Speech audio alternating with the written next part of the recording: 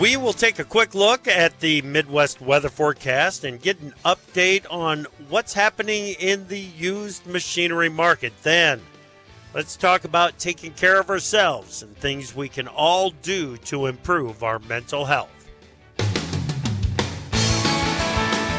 Live from Monday the 13th via Farm Journal Studios, this is AgriTalk.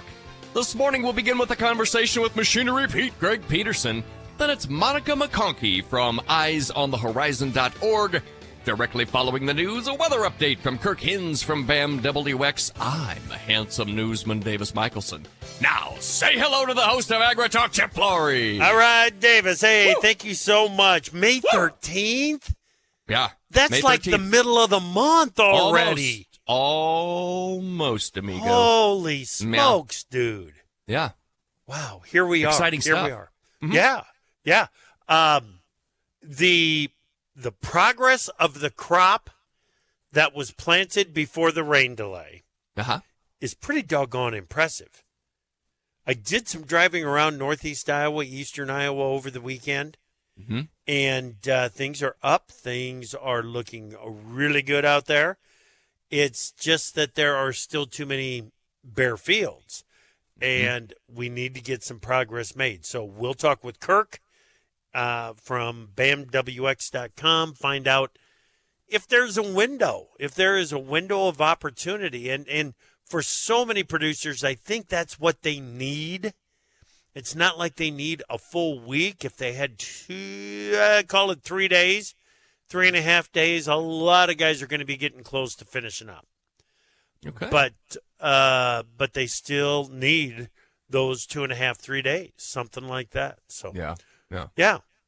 Welcome to AgriTalk. I'm your host, Chip. That is Davis. Hello. As I said, we've got Kirk Hinz coming up, Greg Peterson with an update on what's going on in the used machinery market, and then we're going to talk about taking care of ourselves. Monica McConkey from EyeOnTheHorizon.org. She is a rural mental health counselor and consultant, and she'll be stopping by to we are continuing to celebrate, raise awareness during Mental Health Awareness Month. So, all right, great. Yeah, you bet. Let's get to the news. What do you got? Well, let's start with the weather. A wave of low pressure coinciding with a frontal boundary will focus more rainfall across the Gulf Coast states. Rainfall could be excessive with flash flooding, especially for. Did I just say especially? I don't know if I've ever said especially before. I think you did. Yeah. Wow, Monday the 13th, you know? Especially for areas that received heavy rainfall the past couple of weeks. Severe thunderstorms will also be possible where large hail, damaging wind gusts, and a few tornadoes may occur. The Intermountain West, unsettled weather expected there. Flash flooding is a looming threat across the U.S. South this week as severe storms are expected to hit regions with already saturated ground. This includes parts of Texas, which recently experienced significant rainfall, leading to the rescue of hundreds. Currently, over 13 million people are under flood watches, Chip. Heads up on this. This is serious business that they are talking about, because could see some persistent rains through the South, and that's going to create some issues. Well, after sliding 4.2% last month, the S&P 500 has risen 3.7% so far in May and is less than 1% from its record high. Strong corporate profits have helped drive the spring rally, with more than 80% of the S&P having reported first quarter results. Companies are on pace to have boosted earnings by 7.8% compared to expectations of 5.1%. Chip, I bring this up because we missed those expectations by a pretty decent margin here at 7.8% on an expected growth of 5.1%. Stock market stays strong, I guess is the message. Yeah, absolutely. Sometimes bad news is good news for the stock market because of interest rate implications, and that's the period that we're in. Yep. Well, grocery prices have risen more than 25% compared to pre-pandemic levels, this according to Bank of America analysis. First quarter visits to Walmart rose 3.9% from a year earlier with an influx, get this, Chip, with an influx to Walmart of higher income shoppers. A federal judge in Texas has temporarily blocked a new federal rule that aimed to limit credit card late fees to $8 per month. The ruling comes as a victory for banking and credit card companies who argued that the rule was unconstitutional and filed a lawsuit to prevent its implementation. This I just don't get. If people are unable to pay their bills, we make the late fees less? This helps? This helps how? Don't get me started. Okay. Yeah. House Ag Chair G.T. Thompson keeping the door open for some changes to the proposed House Farm Bill to woo some Democrats to vote for the measure when the panel marks it up May 23rd. Complete text of the bill is expected this week, Chip. Yeah, this is another big week for the House version of the bill. There's no question about it. A lot of work going to get done. World Weather Inc. speculates permanent wheat damage from recent freezes is not likely to be more than 6% of the Russian crop. However, a much larger part of Russia's southern region, eastern Ukraine, and western Kazakhstan are dealing with drought. Lost wheat production because of drought could be many times greater than that which was lost from recent freezes. Yeah, the buyers that have got the hard red market up 20 cents this morning is telling you to, watch your mouth there. It's got to be more than 6%. Well, finally here, the Biden administration reportedly preparing to impose significantly higher tariffs on Chinese electric vehicles and other clean energy products to protect American manufacturers. According to the Wall Street Journal, the U.S. plans on Tuesday to increase tariffs on Chinese EVs from 25% to 100%, making it nearly impossible for these vehicles to be competitively priced in the U.S. market. Average cost of an EV in the U.S., $47,500. In China, about 28,000 smackers. You like that? Oh, my gosh, this just kills me. Yeah. It absolutely kills me. We're going EVs. Don't go EVs. Don't go EVs. Not those Don't EVs. No, the Chinese EVs. Doesn't matter if they're cheap or not. Doesn't matter if they do the job. Doesn't matter if they get us around. Doesn't matter if it's all electric. Don't go to... All right. Thank you. This is our life now. Yeah. That's right. That's right. Let's bring in Kirk Hens, BAMWX.com. Good morning, Kirk. Good morning. Good morning, Chip. I don't know how I follow up with that. Sorry, man. Well, talk to me. Talk to me about what's going on in the Midwest and in the Corn Belt here. Is there a window in the making? I think it just depends. I think there is for maybe like the Western Plains and the north central United States, like divide Nebraska in half, north South Dakota, northern half of Minnesota, those kind of locations. You go further south into the east of that. We're already targeting a couple storm dates this week. And I think as we get into next week, it gets even more active on a widespread scale. So small window, but I'm concerned, Chip. I'll just be honest with you. I think the forecast is not going to get any less active ahead. In fact, I think it's going to turn up. So it is directly opposite of looking like this time last year where we got quite a bit drier. So yeah. What's feeding the energy into this? What's feeding the moisture in, Kirk? Yeah, just a lot of storms, and this is crazy to think about, but in the Pacific Ocean. So when there's a lot of upward motion or just a lot of storm activity in general, it just creates a really wavy pattern and a really active jet stream. And that jet stream has just been, pummeling and pushing into the central United States. We've had a lot of severe weather, the most I can remember in a long time. And so that style of pattern that we're in just is having a hard time leaving, and I don't anticipate it to leave anytime soon. It's going to stick around. All right. Kirk, thank you so much for the update, buddy. Appreciate you. Yep, all right. Have a good day. Yep, that's Kirk Hens, BAMWX.com. Got an active weather pattern that is going to stick around for a while. All right, coming up next, it is time for our weekly look at the used machinery market. Greg Peterson, Machinery Pete, is up next here on AgriTalk.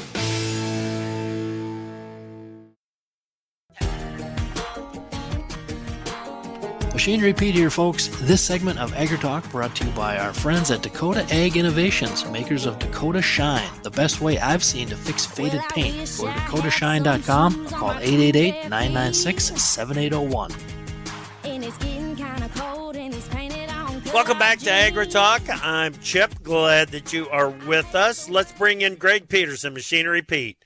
Greg, it's great to talk to you. Happy Monday morning, buddy. Yeah, happy Monday morning to you, Chip, and happy one day late. Happy Mother's Day to all the moms listening out there. There you go. Yeah.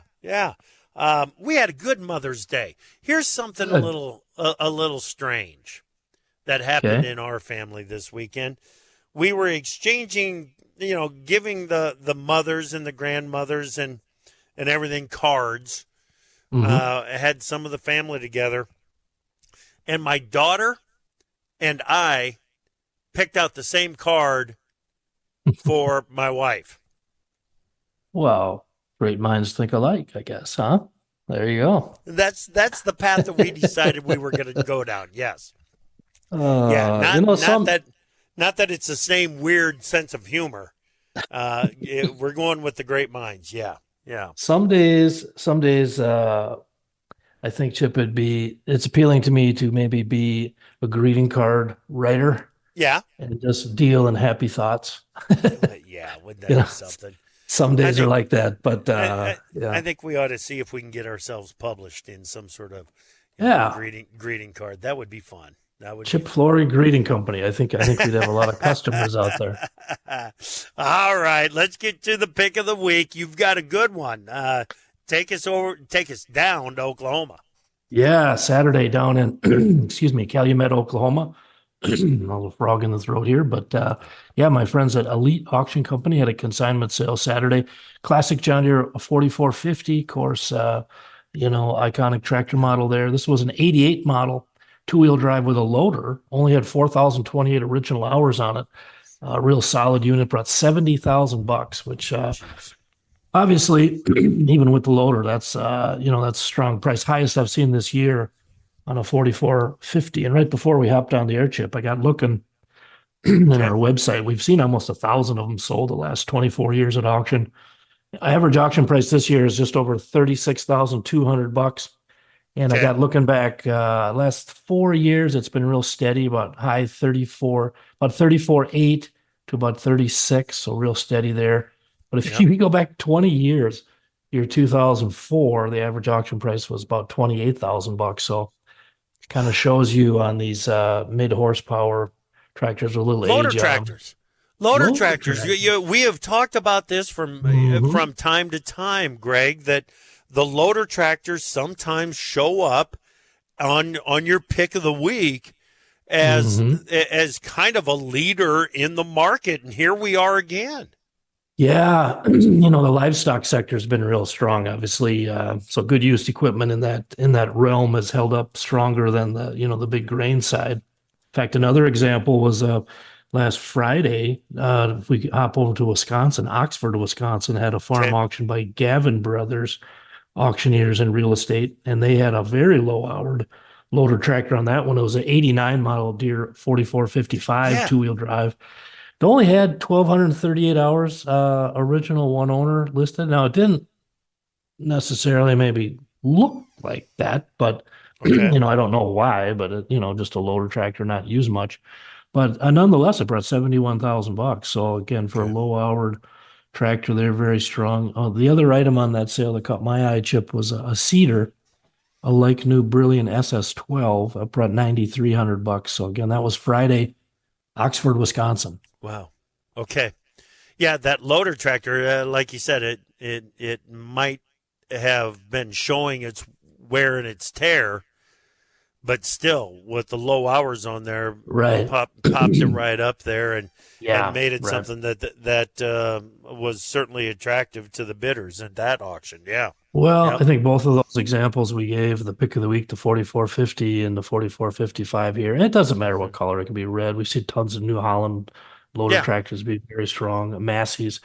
But again, when you got one that's, whether it's 35 years old like this 89 model or 15 years old, the deal is, well, what's a new one cost? And it's a lot more. So even though $70K is a lot for a 35-year-old tractor, it's and I gotta say this, it's surprising to me that the market is basically the same in Oklahoma and in Wisconsin.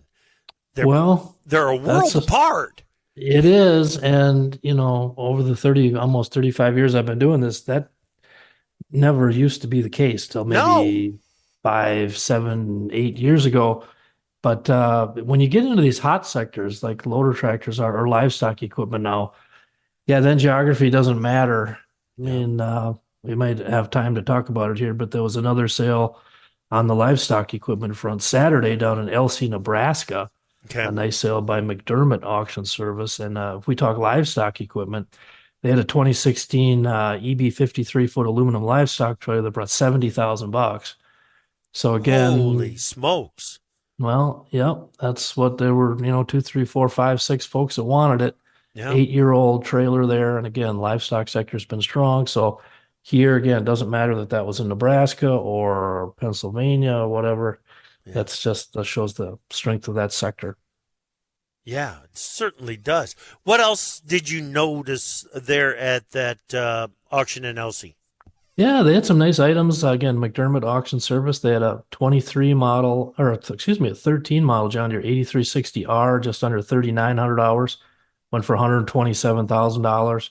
Yeah. Another loader tractor, an 11 model John Deere 6130D, a little higher hours, about just under 3,000. That brought $69,000.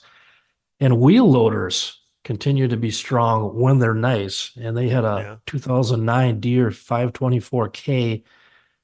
10,254 hours brought $80,000. So, wow. Those are some of the ones that caught my eye there Saturday out of Elsie, Nebraska. Okay. All right. Let's get to this auction with the late model equipment there. Yeah. Tell me about it.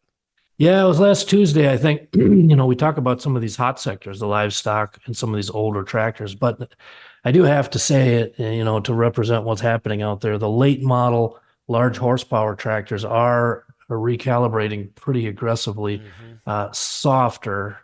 So the sale Tuesday had I believe a dealer with a footprint in Illinois and Missouri put 5 23 model John Deere high horse tractors on the sale. And let's see, the highest price was a 23 model 8RX 410, 231 hours. And by the way, all these tractors had John Deere factory warranty, huge factor. And it brought $426. Now, that's a big check, $426,000. I'm not saying that's not a big check, but that's the second lowest auction price I've seen on an 8RX 410. And what's interesting to me, Chip, is if we compare back to over the last 9 months. So last August 8th, we filmed an auction in Pewamo, Michigan for our TV show, and they had a 22 model 8RX 410 that had 182 hours and John Deere warranty on it. So it was, basically like the same tractor. And that brought $520,642. So again, $526. And again, the one Tuesday brought $426. Now, last December, so 4 months after that, we saw another 22 model 8RX 410. This went on a online dealer auction, Mount Vernon, Iowa, just under 700 hours with the warranty, brought $485,750. Okay. So that was a 22 model, 700 hours, 485, 750. Again, Tuesday, 23 model, 231 hours, 426. So I think that shows you what's happening. Yeah. Softening up. And another example on the sale Tuesday was a 23 8R 310, 468 hours. That brought $289,000. Okay. And again, big check. But that's the lowest auction price this year. I've seen 6 23 models, 8R 310 sold this year. And it's interesting. In January, we had one at $350. By March, the two that we saw were down to $331 and $325. In April, down to $310 and $306. And then last Tuesday, $289, again, coming out of that Illinois, Missouri area. So again, things are changing on the late model, big horsepower end of the market. Yeah. As you said, and as you have said many times, we are seeing a recalibration in the market. There is no question about it. And I think these late model tractors, high horsepower tractors, that's where it's showing up the most in the tractor market. Where it's showing up the most in the equipment market in general might be in combines. Yeah, same thing. It's focused to the late model, the 1, 2, 3 old ones. Yep. That's where we're seeing the biggest drop. And, farmers are under pressure, and there's more of them sitting on the used lot than there were 18 months ago. So these things all make sense. But again, the auction prices fill in the blanks for us and tell us how much softer or higher things are going. Right. Greg, good stuff, man. Great perspective. This really important for people to understand exactly what is going on in this market. Good stuff. We'll talk to you next week. Sounds great, Chip. Have a good week. You too. That is Greg Peterson Machinery Pete. We're talking mental health in rural America next. Time for Markets Now with the experts from Pro Farmer. Joining us now, Pro Farmer editor Brian Grady. Brian, start with wheat trade. We backed off a touch from the highs, but still solidly higher prices. Yeah, and I think the interesting thing is that we did face some profit taking during the overnight session, and boy, we get to daytime trade and just pretty explosive gains again. So Russian crop woes are at the front of this, and really fueling short covering interest. But there are other global issues, crop issues, and they're coming into play. And traders have just decided that they're going to actively cover short positions. And so we'll see how long this corrective rally lasts. But boy, we're at the highest levels in SRW futures since late August. Right. Things are greatly improved over where we were 6 weeks ago. That is for sure. Take us to the corn and soybean trade. A little spillover support. Yes, absolutely. And they traded mostly lower overnight, and so it's fully the wheat market right now that's fueling these gains. The just kind of rising tide lifts all boats situation, and definitely what's happening across the grain and soy markets right now. Gotcha. Okay, livestock trade. The cattle complex is working to the upside with feeders leading the way. Yeah, so interestingly, even though corn is trading to the upside, feeders, we've seen buyer interest build through the morning here and now posting strong gains here at mid-morning. Moderate strength in live cattle futures, and so it looks like last week's cash trade was probably just a tad lower, but we're still waiting on the official announcement on that.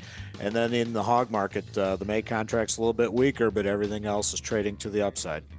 Excellent. Thank you, Brian. That is Pro Farmer editor Brian Grady on Markets Now.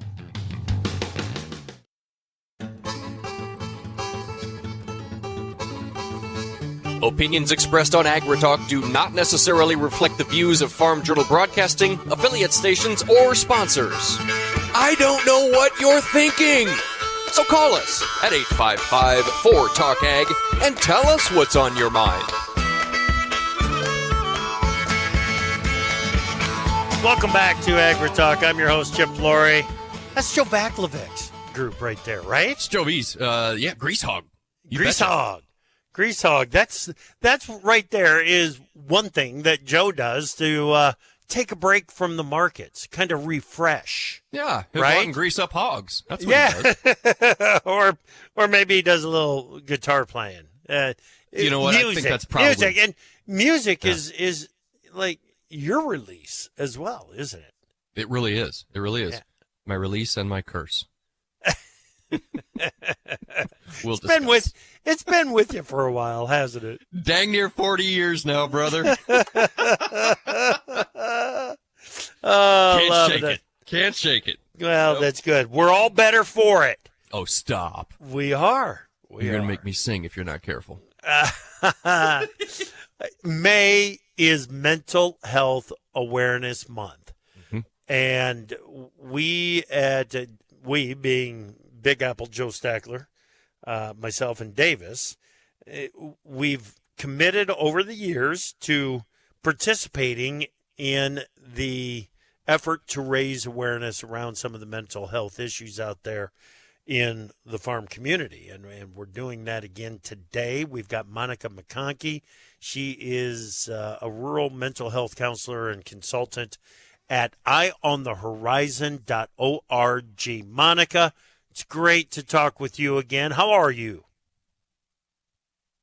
Oh, I'm good. Thanks for having me. It's great to be back. Glad that you are here, Monica. How is rural America doing right now, Monica? Are you getting a lot of calls into the office? Are some issues coming up? Are there any trends that we need to be aware of? How is rural America doing? Oh, gosh. Well, yes, I'm getting a lot of calls in answer to that question. Mm-hmm. So the majority of the work I do is with farmers and ranchers. Mm-hmm. And yeah, my phone's been ringing. It always gets a little bit better when they're able to actually get into the field and start Spring's work and things. Because then there's something to focus on and they feel like, I'm not just waiting around, it's raining or whatever. I've got something I can put my energy into. Yeah. But when we talk rural in general, yep. I mean, we're seeing the stuff that we've always seen. Suicide rates are higher per capita in rural areas than in urban. There are fewer resources, barriers to seeking help, stigma that keeps people from talking openly. But we're getting there. I think there's some good things happening. I think the stigma is being addressed in large part because of exactly this, that ag business and ag sectors are embracing the conversation, and that's good. Yeah. So tell me about Eye on the Horizon. That's one resource that people can reach out to, correct? Yeah, for sure. So I have a contract with the Minnesota Department of Agriculture to provide counseling and mental health resources to farmers and ranchers and their family in Minnesota at no cost, no insurance billed, no barriers. So it's Ted Matthews and I in the state that do this work. So definitely, if you're a Minnesota farmer, rancher, ag business person, use us as a resource. It's free to you and no barriers, no barriers attached. Apart from that, I have some contracts in North Dakota. I do some work with the National Farmer Veteran Coalition on suicide prevention trainings, working with Northwest Minnesota Foundation on suicide prevention trainings, kind of focused on ag producers, doing that work in the northwestern part of the state. So, yeah, my days are, I told somebody yesterday, my schedule is flourishing, trying to take a positive spin there, right? Yeah, there you go. Absolutely. Monica, social media. A lot of farmers, a lot of people in rural areas spend a lot of time on social media. Are they helping themselves, or can that be some fuel on the fire of some mental health problems that might exist? Yeah, definitely. Social media is that double-edged sword, isn't it? Yeah. Where it connects people on a certain level. It keeps us, in tune to what's going on, helps us learn things, I guess, it can be educational. But what I see with a lot of my egg producers, my farmers, is that they're seeing the negative comments. So they're working really hard to feed the country, right? They're risking things, they're putting in effort, and then they'll see comments that are very critical of farming practices. And that just can really be a hit. And so that's one thing that's happening. Another thing that's happening is they're also seeing people post about how perfect their lives are. They have the new vehicles and the beautiful home, and they're taking vacations. And it's like, I have to milk cows twice a day. I'm not going anywhere, and I know at the end of the year I'm not even going to break even. So it can be really, it can be disillusionment. You're really thinking about how horrible life is because you're seeing these other people building their life up, and it just is false. And so, it is all about how you use it, how much time you give it, how much time you give social media, how much emotion you invest in it. And if you find that you're on it and you're feeling worse after having been on it, set some boundaries around it. Like, I'll go on this site or I'll check this, but I'm not letting myself just become lost in it. Well, and Monica, one thing we got to keep in mind, too, if I'm going to put something on Facebook, it's going to be my best day, my most delicious meal, my best hair day. Yeah. I'm doing something interesting and fun. It's not showing me, not feeling well today or whatever. Yep, that's exactly it. Yep, exactly. That's exactly it.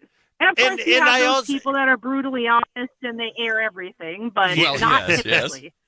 Yeah, that's right. And I also want people to understand that there are people on social media that all they are looking to do is to make what might be a tough day for you even worse. Yep. They are out there looking to start fires, and you got to sort those people out. Sort those people out. Just don't pay any attention to them. Absolutely. Unfollow. Yep. Yeah. Unfollow. And I think even like the news, the current state of the country and all of the contentious things that are happening, there may be seasons in our lives that we just need to disconnect from that because we have enough of our own stuff going on. And so, this is just not the time for me to be tuned into the news. Maybe when I'm in a better place, I'll come back to it. But we can make those decisions for ourselves. We don't have to constantly be feeding ourselves that cause us more stress. Right. Okay, Monica, help us identify what should we look for from people that might be struggling out there that need someone to reach out to them? Oh, such a good question. Isolation is a biggie. So they start withdrawing, they're shutting down, they're not talking. You might notice personality changes, hygiene changes. So they're just kind of letting themselves go. On the farm, we might see that their equipment, livestock, fence lines, farm site is just kind of falling into disrepair, and that's not the norm. Any statements of hopelessness, I wish I could go to sleep and never wake up. I'm done with all of this. I mean, those things can mean a lot of different things, but we just have to follow up and check in. But those are kind of the top ones that I see a lot. Is that I can't do this anymore. This is never going to get better. Withdrawal, appetite changes, sleep difficulty, which 99% of our farmers don't sleep well. All of those things. Right. Okay. So, as a friend, as an observer, a neighbor, how do you gently approach that with someone that you think might need some help? Yep. Yeah. That's a good question, too. And the way I think is the best strategy is to go to them and let them know what you're seeing or hearing or what you learned about that is causing you concern. Okay. And just come at it from a place of caring. Like, I heard you were going through the divorce. I haven't seen you around town for ages. And I just heard you say your family would be better off without you. I'm worried. Are you thinking about killing yourself? Are you thinking about suicide? Let's find some help for you. Yeah. Sometimes those are tough words to come up with. And even when you've got them in your head, they're difficult to say them out loud. We need to get past that as friends and neighbors and be able to say them out loud. Yep. Yeah. So absolutely, we do. Yep. Monica, a lot of good things to think about, some action points here on in the conversation. Thank you so much for making time for us, and thank you for what you do out there. We all need to raise awareness and be aware of our own mental wellness, but we also have to pay attention to what's going on around us. Thank you so much. Absolutely. Thank you. Thank you for highlighting. You bet. That is Monica McConkey. She is at eyeonthehorizon.org. Davis and I will be right back to wrap up this morning's AgriTalk.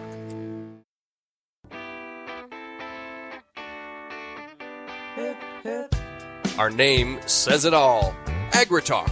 What more do you need to know? Good morning, everybody. AgriTalk, your pal Davis Michelson here on your Monday morning. We're off and running, eh, Chip?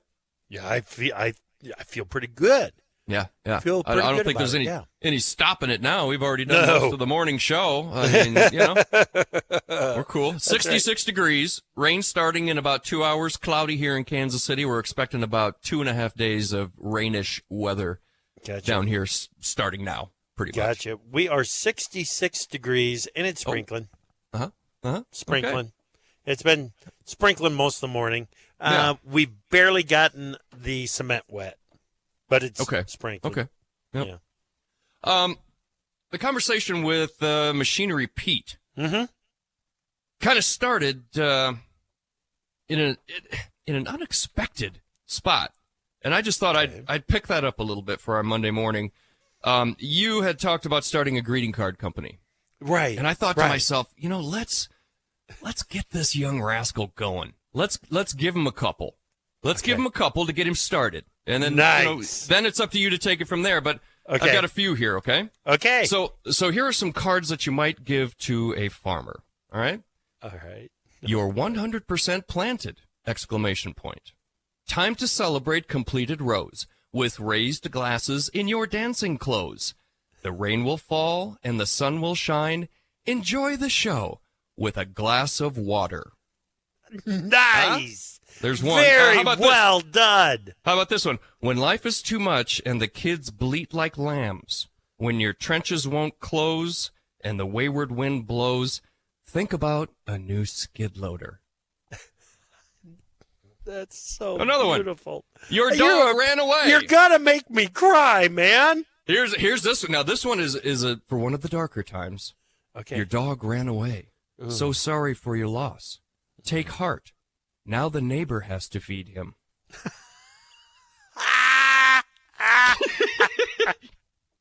And just one more. A haiku, an ode to number 88.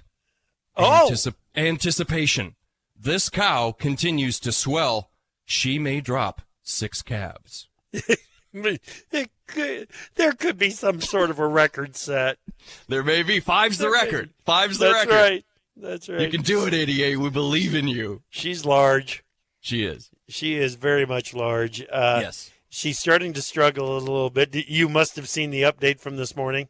Yes. Beginning to struggle a little bit. Yeah, it looks like getting up is a deal now. Yeah.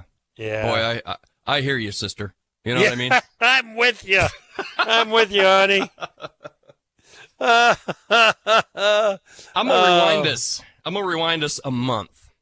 Okay. And just bounce this off of you. We're having some fun here, but let's shape it up. Let's get serious here. All right. Bill Baruch.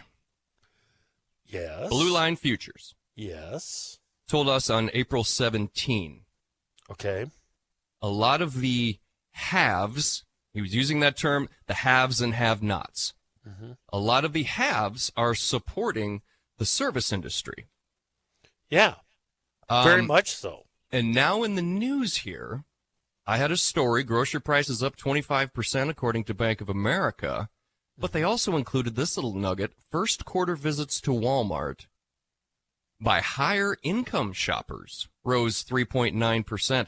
I feel like this might be the first hint here.